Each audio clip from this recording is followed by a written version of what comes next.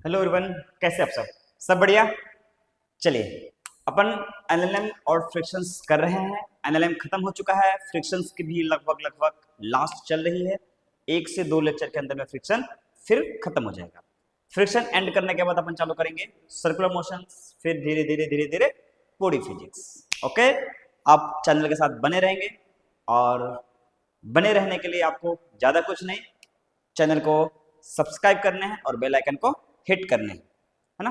आगे बढ़ाते हैं अपने लेक्चर्स को और प्रैक्टिस सेशंस भी लगातार आ रहे हैं।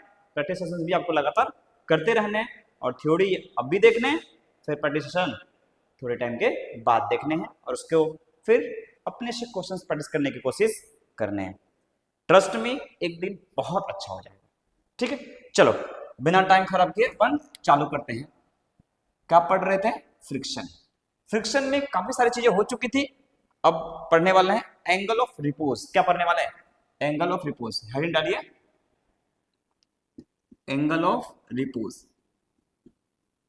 एंगल ऑफ रिपोज होता क्या, समझो इधर।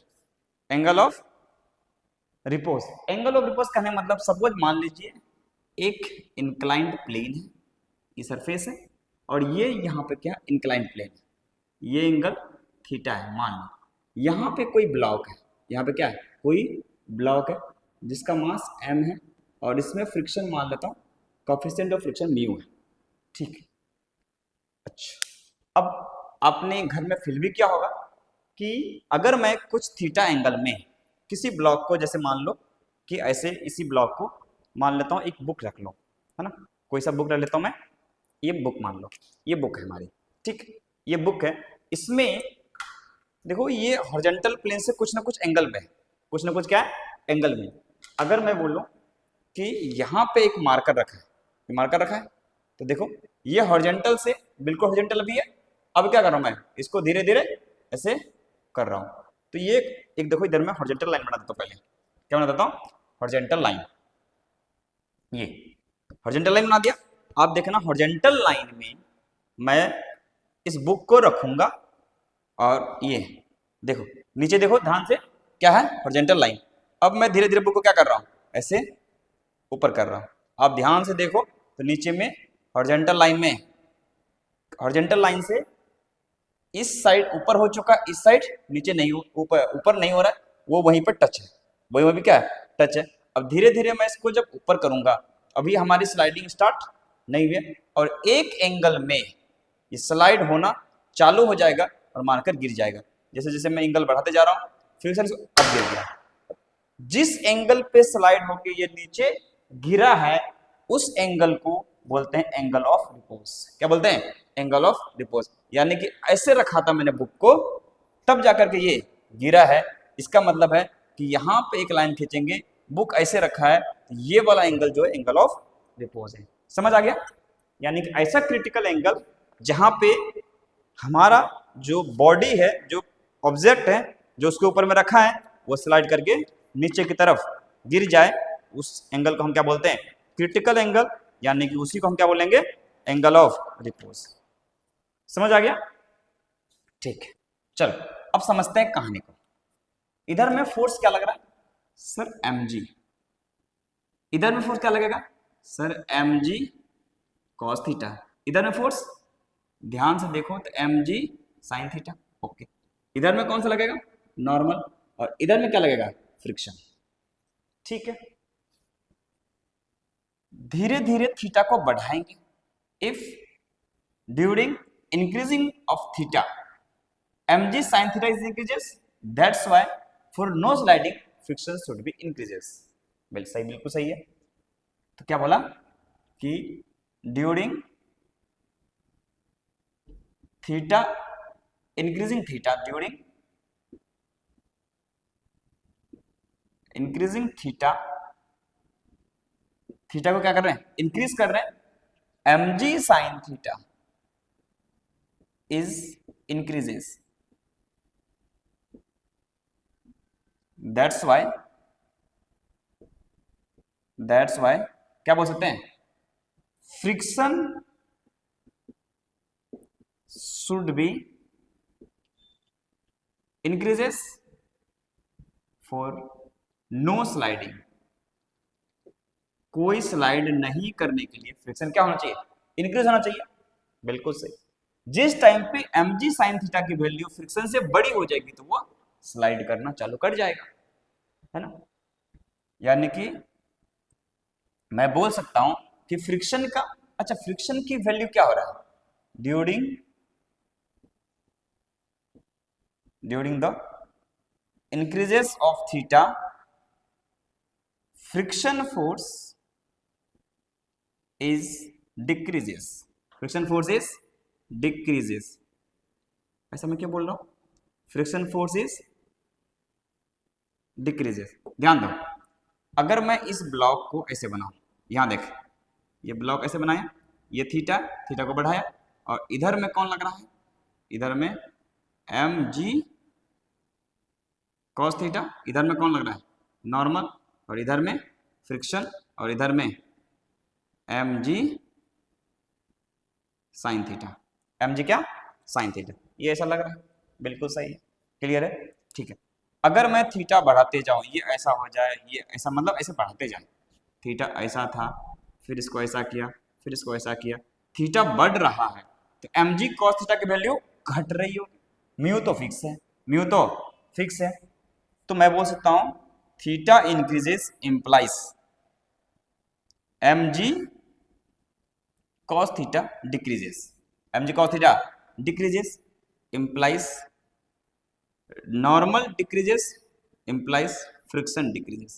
क्यों, फ्रिक्शन बराबर होता क्या है, फ्रिक्शन बराबर होता है म्यू इंटू एन। अगर नॉर्मल घट रही है तो फ्रिक्शन घट रही होगी, इसलिए मैंने बोला कि थीटा अगर बढ़ रही है तो नॉर्मल घट रही है, और नॉर्मल घट रही है तो फ्रिक्शन घट रही है। फ्रिक्शन की वैल्यू घटती जा रही है और रिक्वायरमेंट बढ़ती जा रही है, तो एक ऐसा प्लेस आएगा जब दोनों बराबर हो जाएगा। तो इसमें क्या लिख सकते हैं, फ्रिक्शन की वैल्यू, फ्रिक्शन की, ऐसे बोले थीटा बढ़ने से, क्या बोल सकते हैं, थीटा बढ़ने से फ्रिक्शन की लिमिटिंग वैल्यू, लिमिटिंग वैल्यू क्या हो रही है, लिमिटिंग वैल्यू घटती जा रही है, लिमिटिंग वैल्यू घटती जा रही है, ठीक है। बट फ्रिक्शन की रिक्वायरमेंट, फ्रिक्शन की रिक्वायरमेंट बढ़ती जा रही है, बढ़ती जा रही है, ठीक है, रिक्वायरमेंट बढ़ती जा रही है।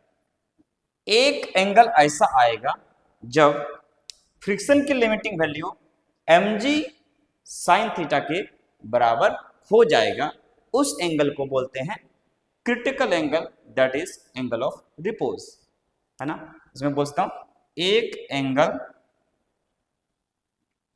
ऐसा आएगा, ऐसा आएगा जब, क्या चीज, एक एंगल ऐसा आएगा जब फ्रिक्शन की वैल्यू, फ्रिक्शन की वैल्यू mg साइन थीटा के बराबर हो जाएगा, बराबर हो जाएगा, ठीक है। और ऐसे एंगल को हम बोलते हैं क्रिटिकल एंगल और एंगल ऑफ रिपोज, और क्या बोल सकते हैं बोलो, और इस एंगल को, इस एंगल को क्या बोलते हैं, क्रिटिकल एंगल या फिर एंगल ऑफ रिपोज। इस एंगल को क्रिटिकल एंगल या फिर क्या, एंगल ऑफ रिपोज कहते हैं। समझ आ गया, इसको कहते हैं एंगल ऑफ रिपोज कहते हैं।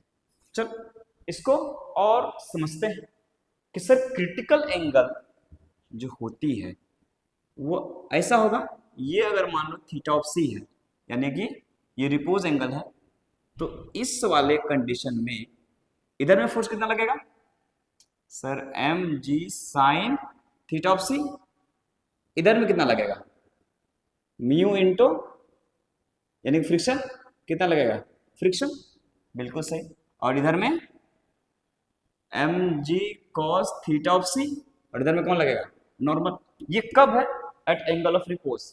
इससे थोड़ा सा भी बढ़ाएंगे तो ये नीचे गिर जाएगा, या नीचे गिर जाएगा, बिल्कुल सही है ना।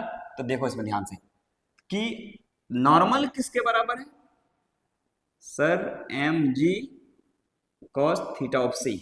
अच्छा, फ्रिक्शन किसके बराबर है, mu into n, mu into n, n किसके बराबर है, m g cos theta of c, ये फ्रिक्शन है।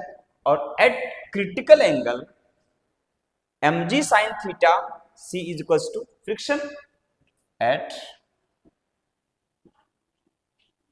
Critical angle, at critical angle बता क्या हो जाएगा, f is equals to m ji sine theta of c, और बराबर कीजिए एफ की वैल्यू है कितनी, mu m g cos theta of c बराबर कितना, m ji sine theta of c, m g चला गया, तो क्या बना, cos theta of C is equals to sine theta of c, यहाँ पे म्यू है, तो ध्यान से देखो, तो म्यू इज इक्वल्स टू क्या बना, टेन थीटा ऑफ सी, क्या बन गया, टेन थीटा ऑफ सी, यानी कि एंगल ऑफ रिपोज जो आ गया वो कितना आया, थीटा बराबर tan inverse mu, tan inverse mu, ये है एंगल ऑफ रिपोज, ये क्या है, एंगल ऑफ रिपोज। क्लियर है, ये समझ आ गया। यानी कि एक ऐसा एंगल जिसपे हमारी जो बॉडी है वो स्लाइड करके नीचे की तरफ चलना चालू कर दे, उसको हम क्या बोलते हैं, एंगल ऑफ रिपोज। क्या बोलते हैं, एंगल ऑफ रिपोज। ठीक है, आई होप आपको ये समझ आ रही होगी, आ रही है ना, ठीक। अब एक क्वेश्चन कर लेते हैं सर, एंगल ऑफ रिपोज जब पढ़ लिए ये क्वेश्चन बता दो, बिल्कुल बता देते हैं। क्वेश्चन लिखो, find out the angle of repose, angle of repose. यहां पे वही क्वेश्चंस कर रहे हैं जो थ्योरी को समझने के लिए जरूरत है ना। प्रैक्टिस सेशन में जम के क्वेश्चन हो रही है, वहां आइए क्वेश्चन वहां पे जम के कीजिए।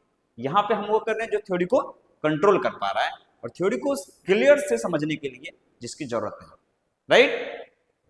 यानी कि physics is not about all about theory, physics is all about practice, है ना। कॉन्सेप्ट सीखिए, बट कॉन्सेप्ट को अप्लाई करने के लिए ढेर सारे क्वेश्चन कीजिए, और ढेर सारे क्वेश्चन से आपकी कॉन्सेप्ट की क्लैरिटी टॉप लेवल पे जाएगी। ठीक है, find out the angle of repose, ऐसा हमें निकालना है। मान लीजिए ये थीटा ऑफ सी है, थीटा ऑफ सी, ये रुका हुआ है, यहां एक ब्लॉक है, यहां एक ब्लॉक है 10 kg का, कितना kg का, 10 kg का, और म्यू का जो वैल्यू है कितना ले लो, 0.7, म्यू का वैल्यू कितना ले लो, 0.7। तो ऐसे मास की जरूरत थी नहीं, थीटा की जरूरत, हमें थीटा निकालना ही है, लेकिन अगर मास नहीं भी दिया रहे, ऐसा नहीं सर मास नहीं दिया हुआ तो कैसे निकालेंगे। एंगल और रिपोज क्या होता है, म्यू बराबर 10 थीटा। सॉल्यूशन देखो कितना छोटा सा आंसर, देखते ही कहानी खत्म।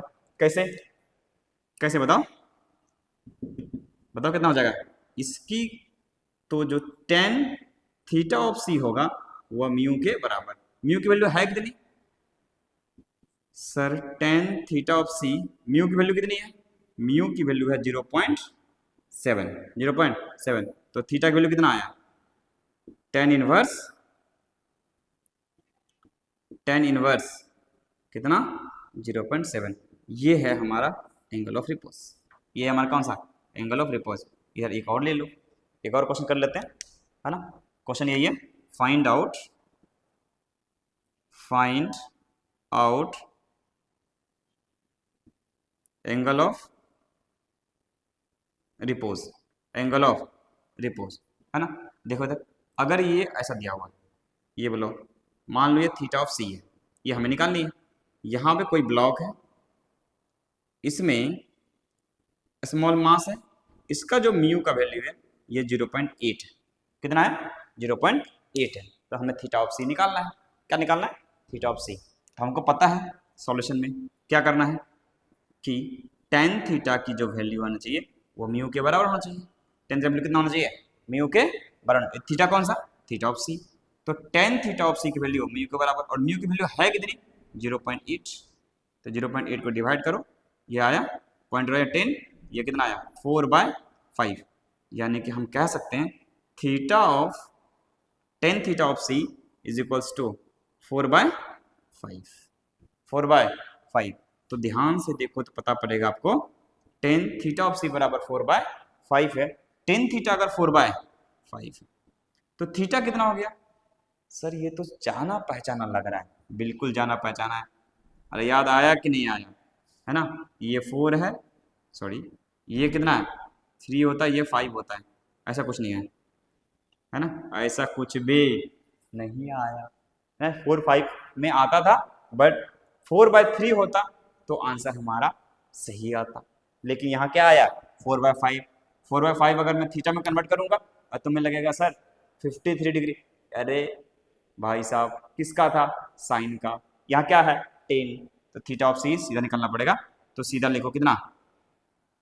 Theta of C equals to, बताओ, 10 इनवर्स 4/5। ये हमारा आंसर है।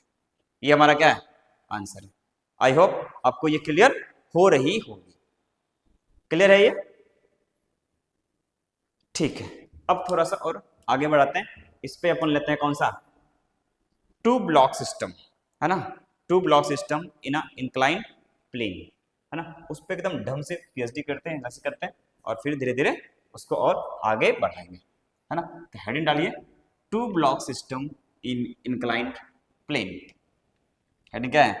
Two block system in a incline plane. ठीक। सेकेंड हेडिंग हमारा two block system in a incline plane.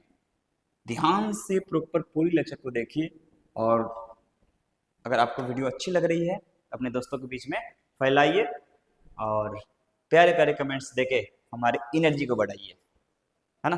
आपकी कमेंट्स अच्छे प्यारे होते हैं तो हमारी एनर्जी हाईटेक होती है। अच्छा, हाईटेक। चलिए देखो, अब क्या कर रहे हैं?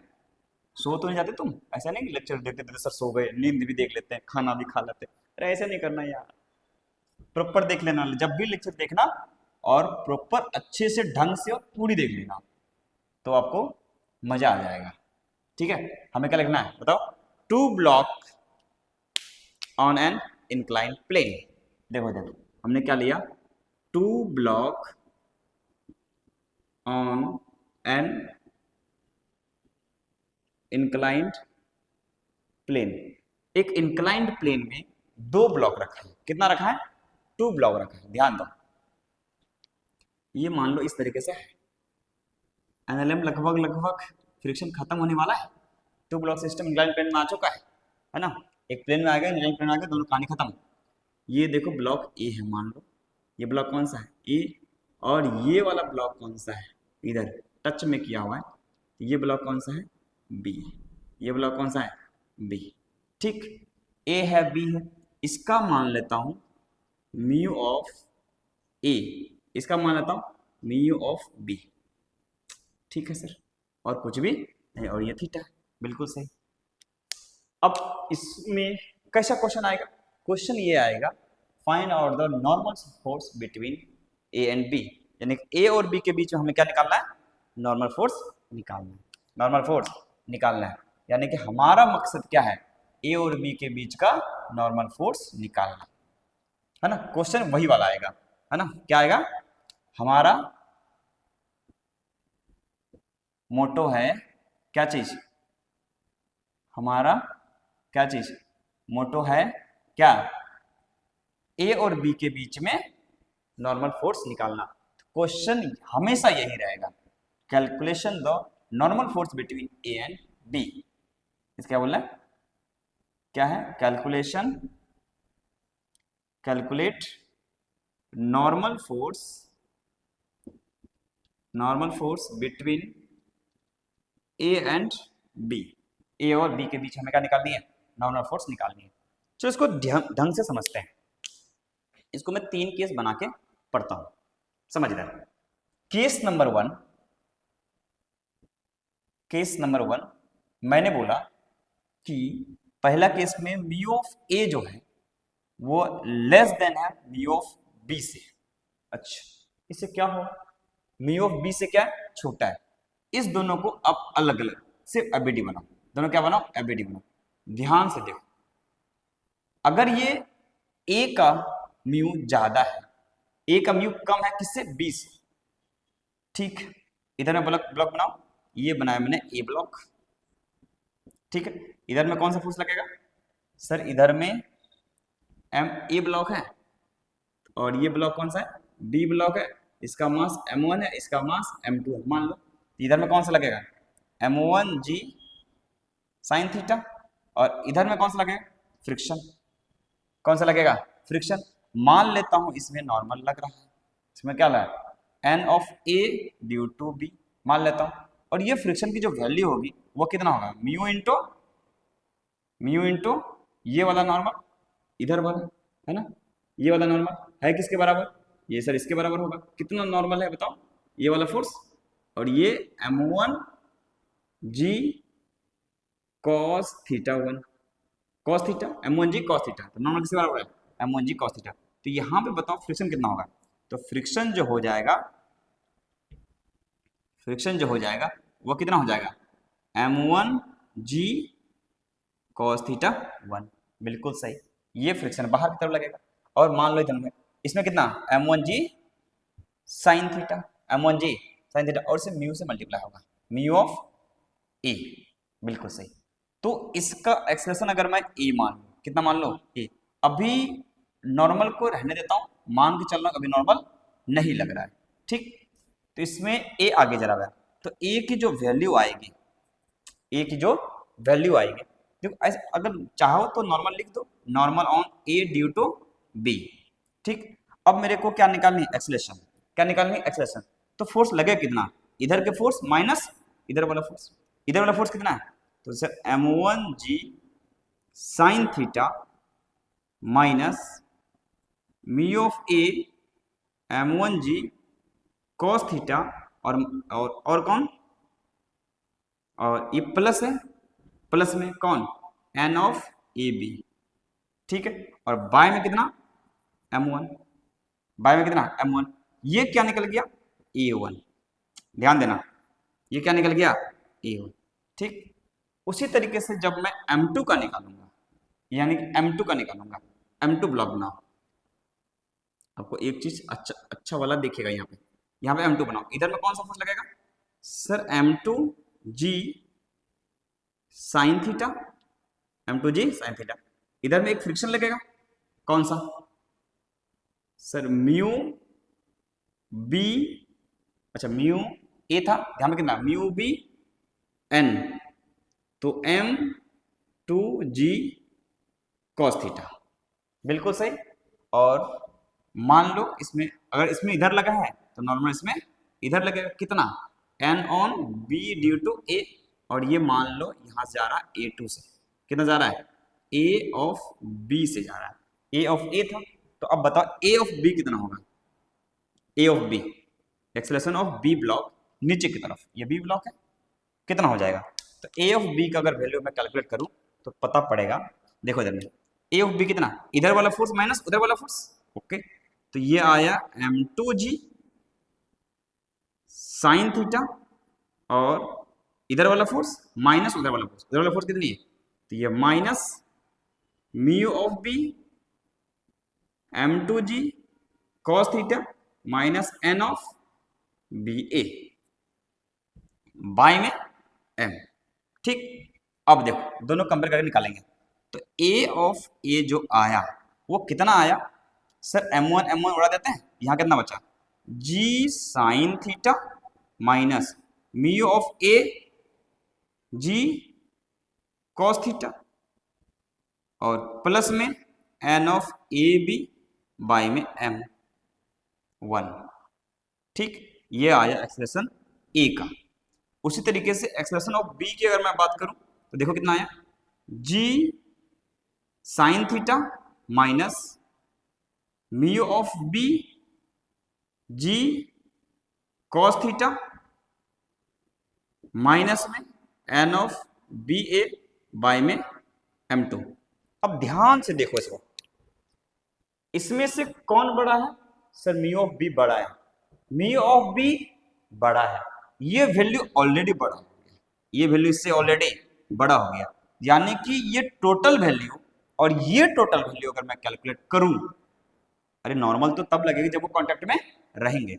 अगर मैं बोलूं ये वाला वैल्यू और ये वाला वैल्यू, तो दोनों में बड़ा कौन है सर? जी sine theta, g sine theta, बात तो बराबर है। इसमें कितना, mu A g cos theta, mu B g cos theta, इस दोनों में बड़ा कौन है? अच्छा सर, इस दोनों में बड़ा कौन है?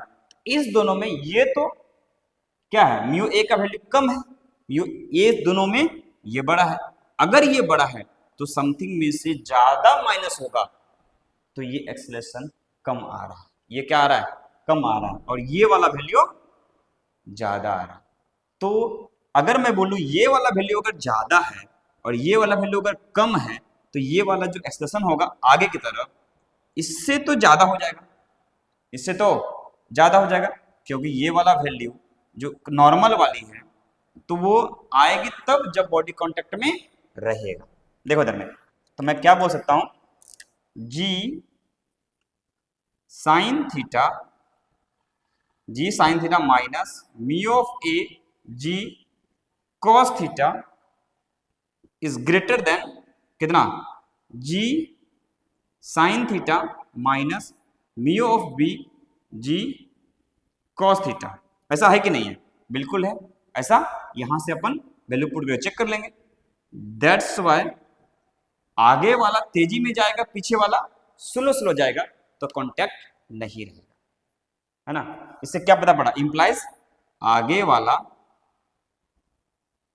ऐसे बोल सकते हैं ए ब्लॉक का एक्सेलरेशन ज्यादा है, बी ब्लॉक का कम है। इसे इंप्लाइज क्या बोल सकते हैं, ए ब्लॉक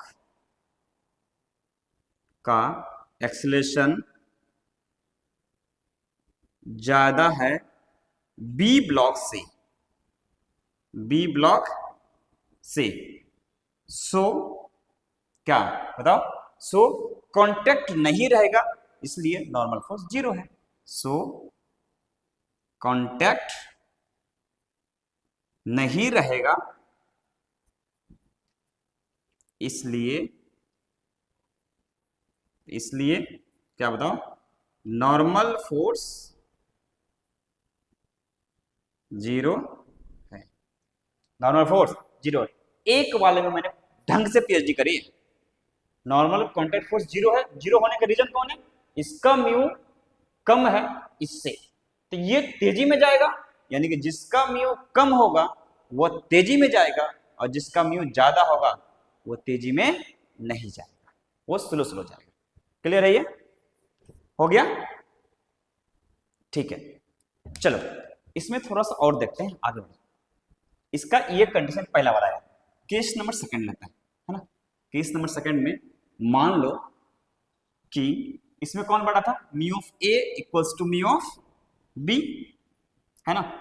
तो हम क्या समझे बताओ, म्यू जिसका ज्यादा होगा उसकी एक्सेलरेशन उतनी कम होगी, तो क्या समझे बताओ,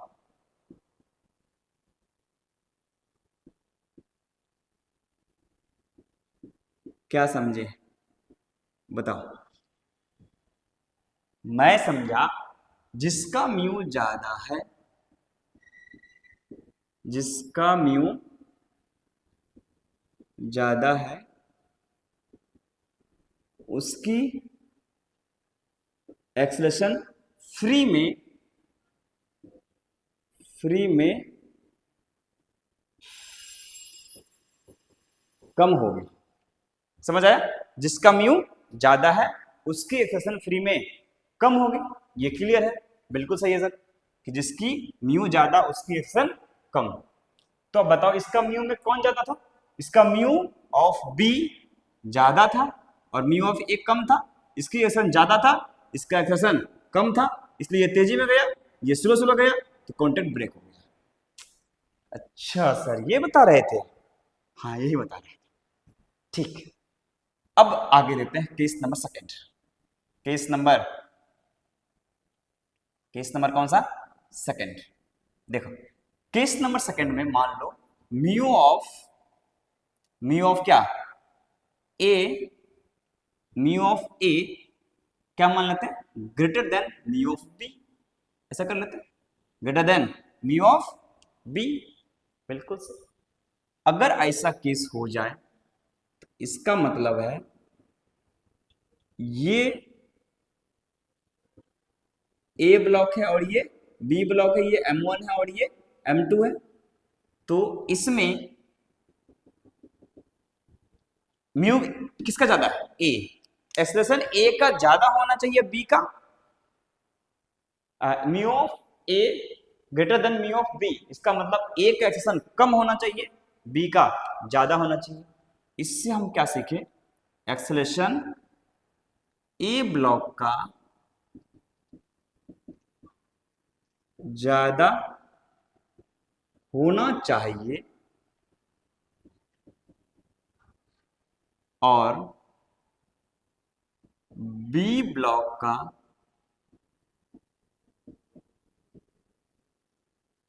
कम होना चाहिए, बिल्कुल सही।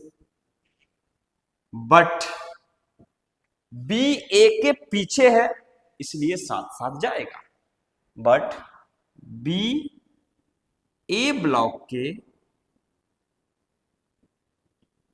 जस्ट पीछे है,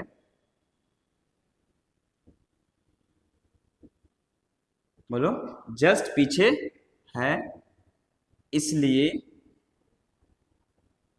साथ साथ जाएगा। अच्छा साथ साथ जाएगा तो नॉर्मल भी आएगा, नॉर्मल भी आएगा, ठीक है। अब निकलेंगे इसमें नॉर्मल, ध्यान रखो, अगर दोनों साथ साथ जाएगा तो दोनों ब्लॉक का एबीडी बनाओ, दोनों ब्लॉक ऐसे लगेंगे, इसमें मास कितना M1 प्लस M2, फ्रिक्शन लगेगा कितना F बराबर कितना F1 प्लस F2, यही लगेगा।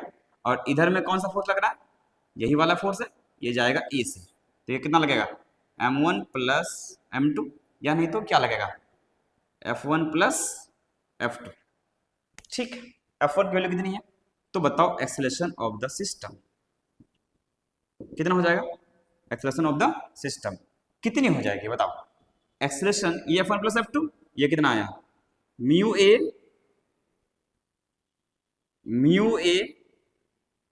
F1 की वैल्यू म्यू नहीं, हम क्या ये फोर्स लिख रहे हैं ना, तो mg साइन थीटा, तो कितना हो जाएगा M1g sine theta plus M2g sine theta by, अच्छा माइनस भी लगे फ्रिक्शन, तो फ्रिक्शन लिखना है ऐसे लिखता हूं, ए ऑफ सिस्टम कितना लिखा जाएगा बताओ, M1g sine theta plus M2g sine theta, ये फोर्स आ गया minus friction, mu of A M1g cos theta plus mu of B M2g cos theta, और बाय में कितना M1 प्लस M2, ये आया हमारा नेट एक्सेलरेशन, ये क्या आया नेट एक्सेलरेशन। अच्छा वैल्यू दिया रहेगा वो अपन निकाल लेंगे। ये सिस्टम अगर निकल चुका है, ये सिस्टम अगर निकल चुका है, अब हम क्या करेंगे, हमें निकालनी है नॉर्मल, हमें क्या निकालनी है नॉर्मल। तो मान लो ये M1 ब्लॉक है, ये जा रहा है ए ऑफ सिस्टम से, और इधर में फोर्स लग रही है कौन सी F1, और इधर में कौन सा लग रहा है F1, और इधर में लग रहा है नॉर्मल, इधर में क्या लग रहा है नॉर्मल, ठीक है। अब बताओ इधर जा रहा है तो नॉर्मल प्लस F1, अब देखो इक्वेशन क्या लगाया नॉर्मल प्लस F1 माइनस में स्मॉल f1 बराबर small m1 into A system, A of system. बिल्कुल सही, ये क्लियर है। तो नॉर्मल की जो वैल्यू आई वो कितना आया, m1 into A of system minus, ये वैल्यू कितना आया, तो normal A of system minus में कौन, f1। f1 की वैल्यू है कितनी सर, m1g साइन थीटा, ठीक है। अच्छा ये माइनस में गया और ये इधर जाके प्लस होगा, फिर प्लस f1 कितनी है, mu of A m1g cos theta, ये निकला मेरा नॉर्मल। यहाँ साइन थीटा cos थीटा का वैल्यू लिखा हुआ है, ए सिस्टम बहुत बड़ा दिख रहा है इसलिए आपको ये ऐसा लग रहा है। क्लियर है ये, ओके। अब केस नंबर थर्ड, क्या जब दोनों बराबर हो जाए, तो केस थर्ड है ना, जब mu of A equals to क्या हो जाए, म्यू ऑफ बी। अगर ऐसा हो जाए इसका मतलब है कि दोनों के एक्सप्रेशन बराबर है, इसलिए कांटेक्ट में तो रहेंगे but there is no compression between them each other, that's why normal force is 0। इसमें क्या बोलेंगे, इसमें दोनों की एक्सेलेरेशन बराबर है, बराबर है, और we can say that there is no difference between the acceleration, है ना, और दोनों की, इसमें दोनों की क्या है, बराबर है, इसलिए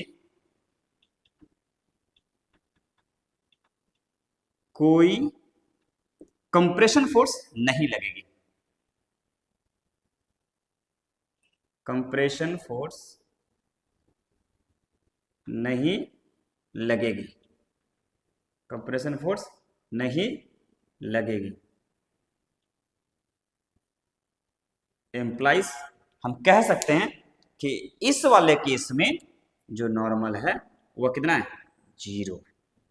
यानी कि जब दोनों का फ्रिक्शन बराबर हो जाए तो नॉर्मल 0 होता है, जब नीचे वाले का फ्रिक्शन कम हो जाए, ऊपर वाले का फ्रिक्शन, किसका फ्रिक्शन नहीं, म्यू का वैल्यू अगर नीचे वाले का कम हो जाए ऊपर वाले का ज्यादा हो जाए तो सेपरेट हो जाएंगे, उस केस में भी फ्रिक्शन नहीं लगती है। देखो इस केस में क्या हुआ है, म्यू ऑफ बी क्या है, ज्यादा है, इसका फ्रिक्शन कम है नीचे की तरफ, ठीक है, तो ये सेपरेट हो जाएंगे, उसमें केस में नॉर्मल नहीं लगेगी। लेकिन जब इसमें एक्सेलरेशन और इसमें एक्सेलरेशन अगर इसकी कम हो जाए और इसकी ज्यादा हो जाए तो दोनों के बीच में कंप्रेशन फोर्स लगेंगे और उसी को हम क्या बोलेंगे, नॉर्मल रिएक्शन। आई होप आपने पूरी लेक्चर को एंजॉय किया होगा, फिजिक्स को फील कर रहे होंगे। फिजिक्स अगर फील हो रही है तो चैनल को लाइक करें, शेयर करें, सब्सक्राइब करें, अपने दोस्तों के बीच में जरूर फैलाएं। फिर मिलते हैं इसी जोश और जुनून के साथ नेक्स्ट वीडियो में। धन्यवाद।